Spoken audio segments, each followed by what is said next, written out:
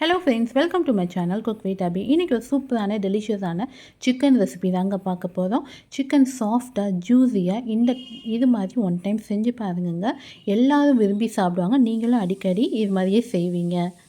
ஒரு கடாய் எடுத்துக்கோங்க. கடாயில் 5 டேபிள் ஸ்பூன் அளவுக்கு எண்ணெய் விட்டுக்கோங்க.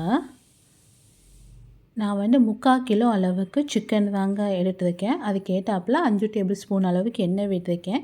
எண்ணெய் காஞ்சோன்னா 4 ஏலக்காய், 4 கிராம்பு, 2 துண்டு அளவுக்கு பட்டை, ஒரு பிரியாணி இலை, கொஞ்சமாக கல்பாசி நான்வெஜ் பார்த்தீங்கன்னா சூப்பர் ஃப்ளேவர் கொடுக்கும். கொஞ்சம் பெருஞ்சீரகம், இதை சோம்புன்னு சொல்லுவாங்க. இதெல்லாம் பொரிஞ்சோன்னே ஒரு 3 மீடியம் சைஸ் வெங்காயத்தை இது மாதிரி நேராக நறுக்கிக்கோங்க. இதோட ஒரு 3 பச்சை மிளகாயும் நறுக்கிக்கோங்க. அதையும் இல்லை சேர்த்து வெங்காயம் வேகிற டக்குன்னு உப்பு சேர்த்து இதை நல்லா வெங்காயத்தை வதக்கி விட்டுக்கோங்க. வெங்காயம் நல்லா கண்ணாடி பதத்துக்கு வதங்கி இருக்கணும். பாருங்கள், இந்த அளவுக்கு நல்லா வெங்காயம் வதங்கி இருக்கணும். இப்போது இஞ்சி பூண்டு பேஸ்ட் ஒரு 3 ஸ்பூன் அளவுக்கு சேர்த்துக்கோங்க. இஞ்சி பூண்டு பேஸ்ட் பச்சை வாசனை போகிற அளவுக்கு நல்லா வதக்கி விட்டுக்கோங்க.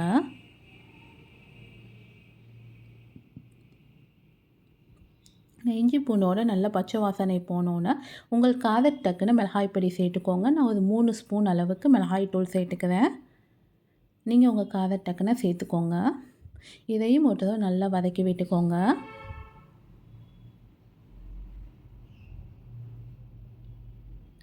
நல்லா மிளகாய் தூள் எல்லாம் நல்லா அந்த பச்சை வாசனை எல்லாம் போயிடுச்சு. இப்போது கொஞ்சமாக கருவேப்பிலை சேர்த்துக்கலாம். இதோட ஒரு 3 மீடியம் சைஸ் அளவுக்கு தக்காளியை நல்லா பேஸ்ட் கணக்காக அரைச்சி வச்சுருக்கேன். அதையும் இதில் சேர்த்துக்கலாம். சேர்த்து இதையும் ஒரு தடவை நல்லா வதக்கி விட்டுக்கோங்க. இந்த தக்காளியோட பச்சை வாசனையெல்லாம் போகிற அளவுக்கு நல்லா வதக்கி விட்டுக்கோங்க. தக்காளியோட பச்சை வாசனை போய் எண்ணெயெல்லாம் நல்லா சூப்பராக பிரிஞ்சு வந்துடுச்சு. இப்போ நான் வாஷ் பண்ணி வச்சுருக்கேன் இந்த 3/4 கிலோ அளவுக்கு உள்ள சிக்கன் போன்ஸோட தாங்க எடுத்துருக்கேன். அதையும் இதில் சேர்த்துடலாம்.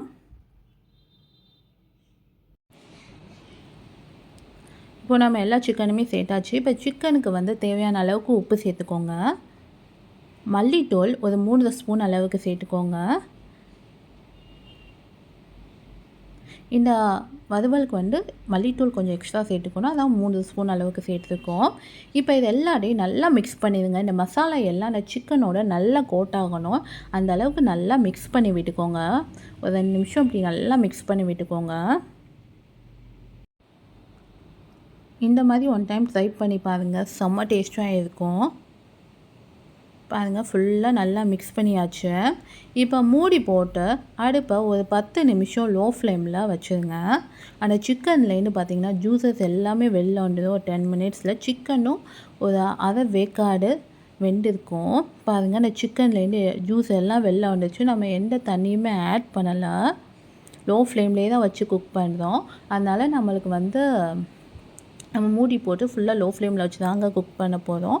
அதனால் நமக்கு சிக்கன் பார்த்திங்கன்னா அவ்வளோ சாஃப்டாகவும் ஜூஸியாகவும் இருக்கும். இது மாதிரி இந்த தண்ணியெலாம் இருக்குது பார்த்திங்களா, நம்மளுக்கு இன்னும் சிக்கன் ஒரு 50% வேகணும். நம்ம திருப்பி மூடி போட்டு ஒரு 10 மினிட்ஸ் லோ ஃப்ளேம்லேயே விட்டுடலாம். அந்த சிக்கனில் உள்ள தண்ணி எல்லாம் நல்லா வற்றி வந்துடும். சிக்கனும் சூப்பராக வெந்திருக்கும்.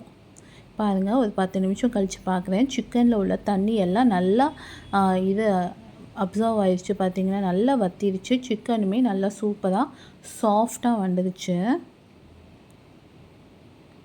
இப்போ நம்ம உப்பு உரப்பு எல்லாத்தையும் செக் பண்ணிக்கோங்க. கரம் மசாலா ஒரு 2 ஸ்பூன் அளவுக்கு கரம் மசாலா சேர்த்துக்கோங்க. 2 டீஸ்பூன் அளவுக்கு சேர்த்துக்கோங்க. சேர்த்து அதையும் ஒன் டைம் நல்லா மிக்ஸ் பண்ணிக்கோங்க.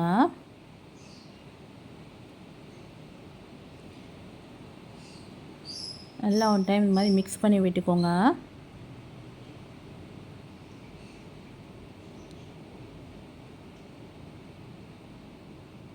நல்லா ஒரு நிமிஷம் ஹை ஃப்ளேமில் வச்சு நல்லா ஒரு நிமிஷம் இப்படி கொதிக்க விடுங்க. அந்த கரம் மசாலாவோட பச்சை வாசனை போகட்டும். நல்லா பாருங்கள், எண்ணெயெல்லாம் சூப்பராக பிரிஞ்சு வந்துகிட்ருக்கு. எண்ணெய் ஒரு அளவுக்கு நல்லா பிரிஞ்சு வந்துட்டாலே நம்மளுக்கு மசாலா எல்லாம் நல்லா குக் ஆயிடுச்சுன்னு அர்த்தம். இப்போ மூடி போட்டு 5 நிமிஷம் லோ ஃப்ளேமில் விட்டுடலாங்க. இந்த எண்ணெயெல்லாம் பிரிஞ்சு நம்மளுக்கு கலர்ஃபுல்லாக வந்துடும். ஒரு 5 நிமிஷம்க்கு அப்புறம் ஓப்பன் பண்ணி காமிக்கிறேன். பாருங்கள் எவ்வளோ சூப்பராக சிக்கன்லாம் அப்படியே பார்க்கவே நல்ல எண்ணெயெல்லாம் பிரிஞ்சு ஓப்பன் பண்ணுறப்ப அவ்வளோ வாசமாக கம கமன்னு இருக்குது.